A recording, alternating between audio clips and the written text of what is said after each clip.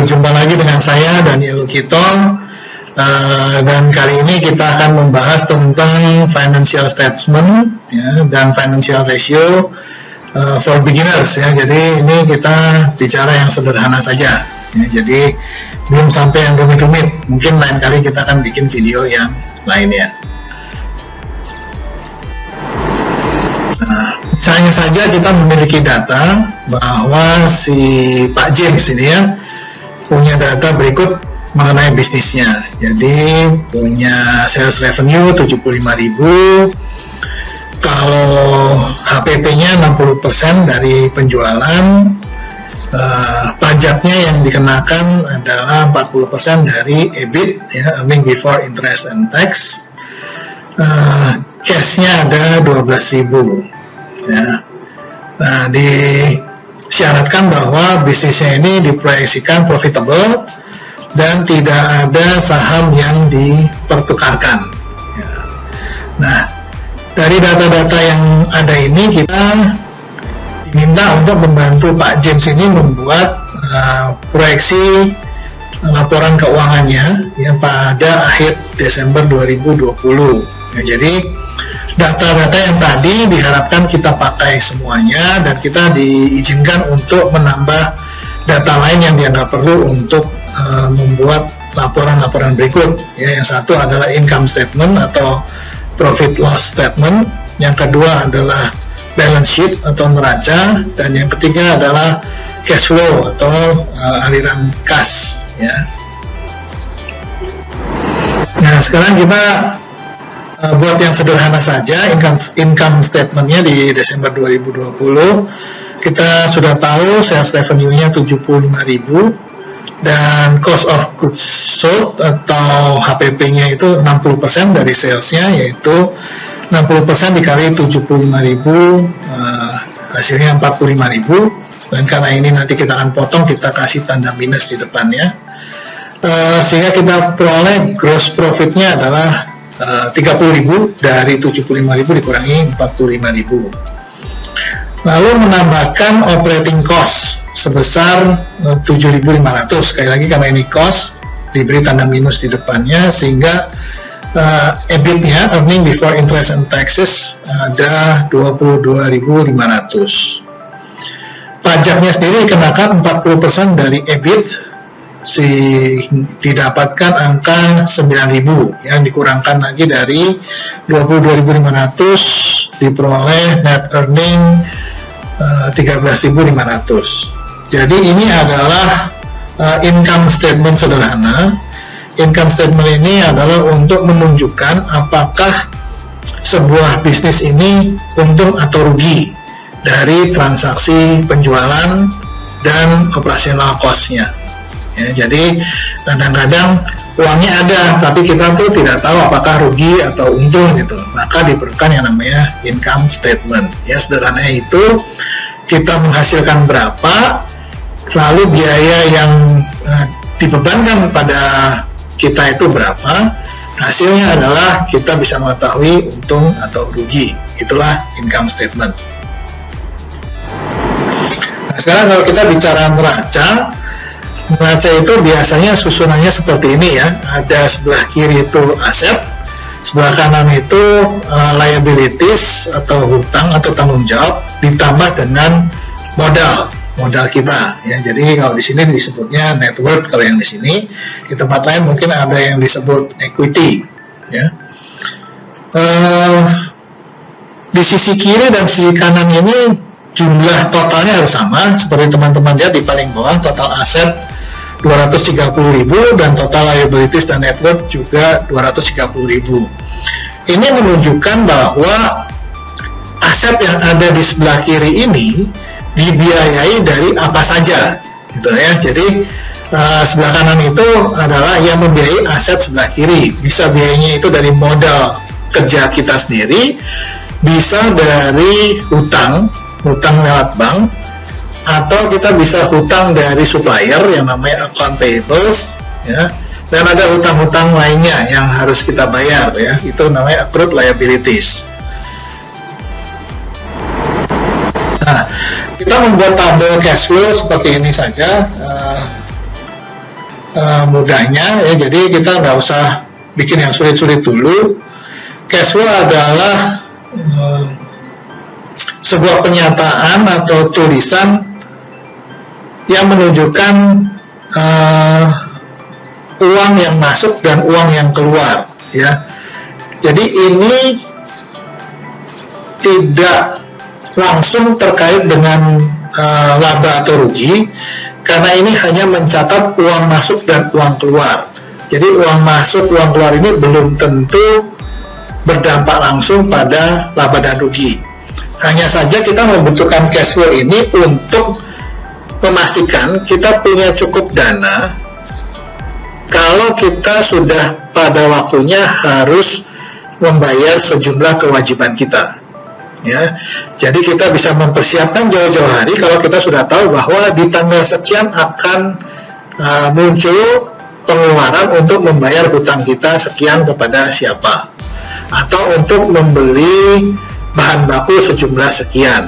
Jadi cash flow itu digunakan untuk memprediksi kebutuhan keuangan kita, kapan uang kita masuk, kapan uang kita keluar ya, bukan tentang rugi laba.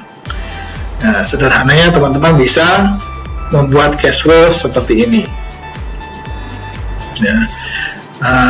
Cash inflow-nya ini dari sales income ya, nanti mungkin ada cash inflow lain-lain lagi. Outflow-nya itu dari misalnya memberi bahan baku atau membayar operating cost ya, bayar listrik, bayar telepon, bayar gaji dan lain-lain ya. Nah, net cash flow sendiri adalah cash inflow dikurangi cash outflow. Nah, jadi 75.000 dikurangi 40.000 kita peroleh 35.000. Nah, sekarang kalau kita sudah memiliki 3 macam laporan keuangan tadi, kita bisa membuat atau menghitung yang namanya rasio keuangan. Nah, rasio keuangan ini gunanya untuk apa? Jadi rasio keuangan ini seperti kalau kita cek darah di lab ya, untuk cek kesehatan kita perlu indikator-indikator yang memastikan bahwa misalnya ginjal kita sehat ya, kita tidak, kolesterolnya tidak tinggi, gula kita juga tidak tinggi. Nah, itu seperti itu. Jadi fungsinya financial ratio adalah untuk memastikan kesehatan keuangan kita. Ada macam-macam financial ratio. Di sini ditanyakan 5 kategori. Kita nyebutnya 5 kategori karena masing-masing kategori ini ada rasionya sendiri-sendiri. Jadi liquidity ratio itu nanti ada beberapa rasio, conversion period juga ada beberapa, leverage dan profitability serta efisiensi juga masing-masing memiliki beberapa rasio sendiri-sendiri. Ya, mari kita mulai. Nah, liquidity ratio. Ya, liquidity ratio sendiri ada current ratio, quick ratio, cash ratio, dan net working capital to total asset ratio. Current ratio sendiri adalah current asset dibagi current liabilities, dan ini digunakan untuk melihat apakah aset lancar kita bisa membayar hutang lancar kita, gitu ya. Jadi tinggal dimasukkan saja angkanya. Kalau current asset dalam soal ini adalah cash tambah inventory tambah account receivable, sementara current liabilities-nya adalah account payables ditambah accrued liabilities. Ya, jadinya kita masukkan angka-angkanya, kita dapat current ratio-nya adalah 2,05 kali atau 205%. Ya. Lalu quick ratio itu current asset dikurangi inventory, karena dia ingin mendapatkan rasio yang misalnya lebih cepat, ya dia anggap inventory itu butuh waktu untuk dijual, maka quick ratio tidak menghitung inventory. Diperoleh di sini 145%. Ya. Cash ratio ini untuk menghitung apakah cashnya saja cukup untuk membayar hutang lancar. Ya, jadi ini hanya menghitung cash atau yang setara dengan cash. Di sini kita peroleh cash rasionya adalah 25%. Lalu ada net working capital to total asset ratio. Jadi ini selisih antara current asset dan current liability dibagi total asset. Ya, jadi ini sesudah membayar semua hutang, current aset kita itu masih ada berapa persennya dari total aset. Di sini diperoleh 22,83%. Oke, sekarang kalau kita membicarakan conversion period, ya, meskipun ini ditulisnya ratio, tapi satuannya adalah hari. Ya, jadi di conversion period ratio ini kita menghitung yang namanya inventory to sale conversion period. Jadi berapa hari inventory kita bisa dijual, gitu ya.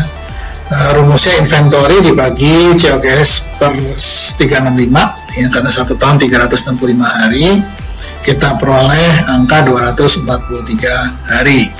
Ya. Kemudian ada sale to cash conversion period. Artinya apa? Kalau kita menjual dan memberikan piutang, berapa hari piutang tersebut bisa menjadi cash. Ya. Rumusnya receivable dibagi net sales per 365. Jadi dimasukkan saja angkanya, diperoleh 292 hari. Lalu ada yang namanya purchase to payment conversion period. Jadi dari pembelian sampai menerima pembayaran itu berapa hari? Gitu. Rumusnya adalah payables tambah accrued liabilities, berarti ini adalah current liabilities,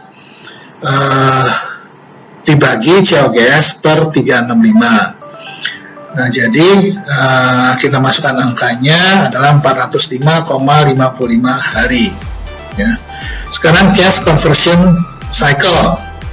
Jadi ini adalah rumusnya inventory to sale. Jadi berapa lama inventory menjadi penjualan, ditambah berapa lama penjualan menjadi cash, dikurangi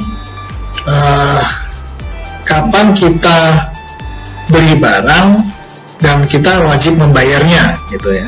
Jadi ini kita peroleh angkanya adalah 129,78 hari, ya.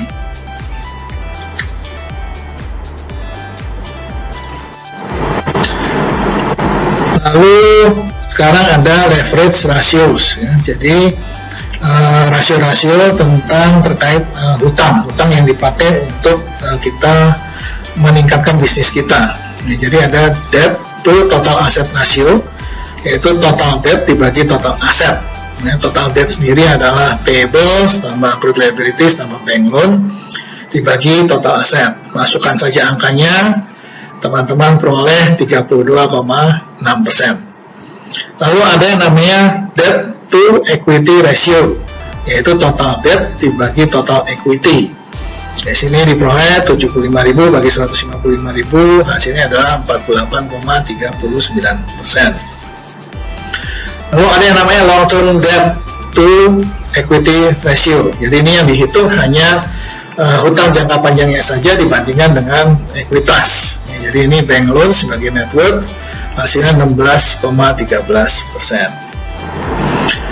Ada lagi namanya equity multiplier, yaitu total aset dibagi owner equity. Masukkan angkanya dapat 1,8 kali. Lalu ada current liability itu total debt. Jadi khusus current liability saja dibagi total debt diperoleh 66,67%. Jadi ini dari total hutang berapa sih yang lancar, gitu ya, kira-kira. Nah, leverage ratio ini masih ada beberapa lagi, diantaranya ada interest coverage ratio, ada time interest earn, ada tangible asset debt coverage. Nanti kita akan melengkapi leverage ratio ini pada video yang membahas financial statement yang mungkin tingkatnya lebih tinggi daripada ini, ya, bukan beginner lagi, ya. Sekarang kita lihat profitability ratios, ya. Jadi ini ada gross profit margin, net sales dikurangi HPP, ya, dibagi net sales. Jadi diperoleh 40%. Ya, jadi rumusnya seperti ini.